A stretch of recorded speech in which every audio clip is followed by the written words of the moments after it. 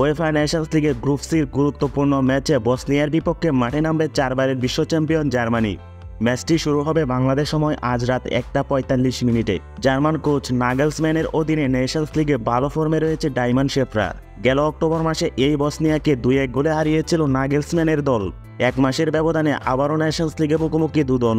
Group সির table topper Germany 4 ম্যাচে 3 জয় 1 draw 10 point দলটির। এদিকে বসনিয়ার অবস্থান পয়েন্ট টেবিলের তলানিতে। জার্মানি সমান ম্যাচ খেললেও এখন পর্যন্ত জয়ের মুখ দেখেনি দলটি।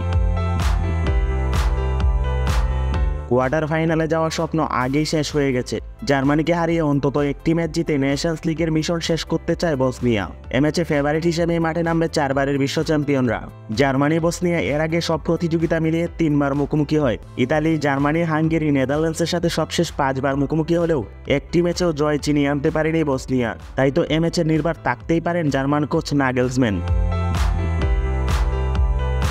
এদিকে গ্রুপ সির আরেক ম্যাচে হাঙ্গেরির মুখোমুখি হবে নেদারল্যান্ডস। গ্রুপে দুদলের সমান 5 পয়েন্ট থাকলেও গোল ব্যবধানে এগিয়ে পয়েন্ট টেবিলের 2-এ অরেঞ্জ জার্সিধারীরা। কোয়ার্টার ফাইনালে যাওয়ার সুযোগ রয়েছে দুদলেরই। এ ম্যাচে যেই দল জয় পাবে সেই কোয়ার্টার ফাইনালের জন্য এক ধাপ এগিয়ে যাবে। অক্টোবরে দুদল একে অপরের মুখোমুখি হলেও হাঙ্গেরির ঘরের মাঠ থেকে 1-1 গোলে ড্র নিয়ে ফিরেছিল হল্যান্ড।